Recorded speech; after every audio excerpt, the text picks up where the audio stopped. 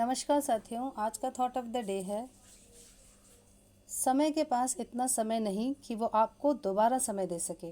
ये सुविचार हमें भेजा है पूजा भल्ला जी ने संत नगर बुराड़ी से, दिल्ली से। आप भी कमेंट सेक्शन में सुविचार भेजिए जिससे स्टूडेंट्स को मोटिवेशन मिलता रहे। आज हम सीखेंगे आर्टिकल्स।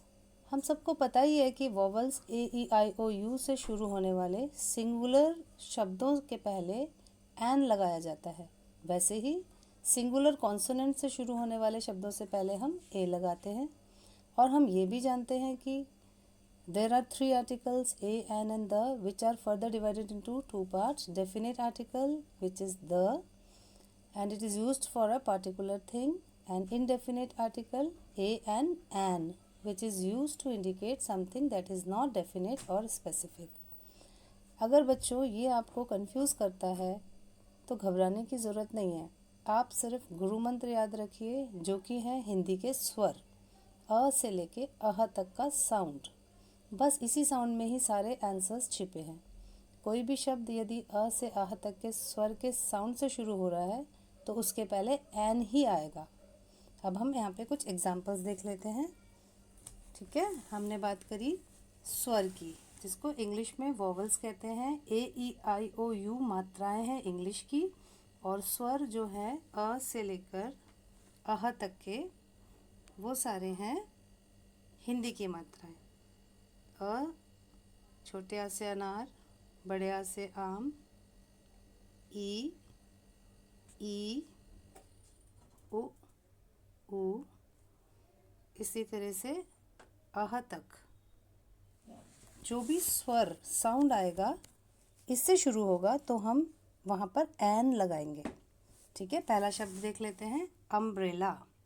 ये जो अम्ब्रेला है वो अ से शुरू हो रहा है, और हमारे रूल के अकॉर्डिंग अ से जो भी चीज़ शुरू हो रही है उसके पहले हमको एन लगाना है, और एन अम्ब्रेला आपको पहले ही आता था।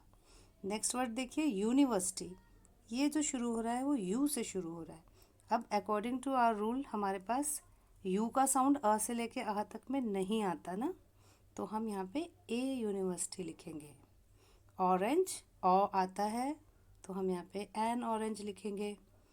1 रुपी नोट, व का साउंड यहाँ पे नहीं आ रहा है, अ से लेके अह तक में व नहीं आ रहा, तो व के आगे हम ए लिखेंगे।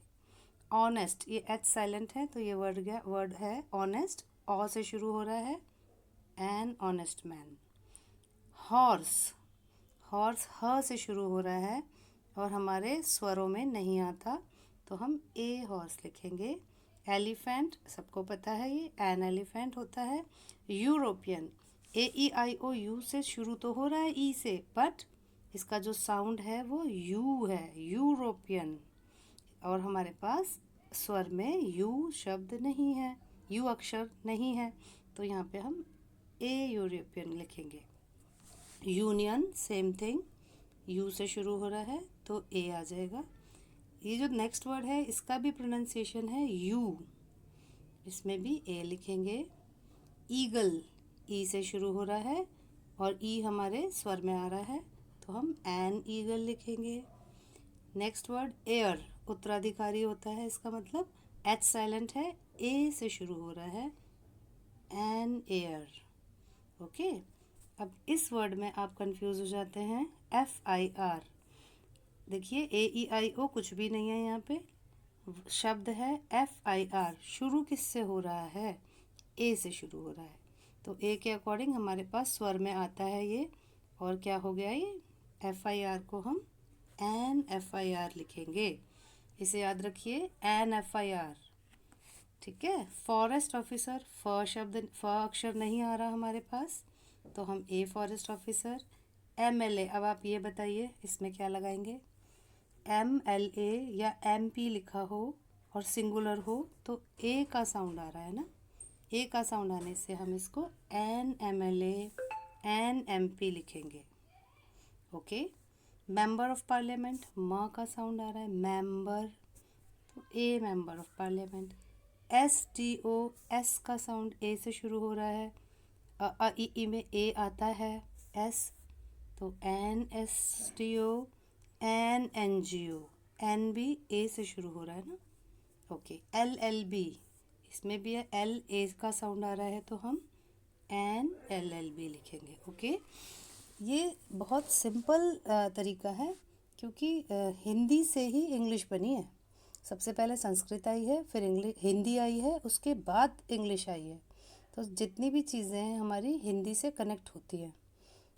आशा है आपको ये वीडियो ज़रूर पसंद आई होगी। Thank you, have a nice day.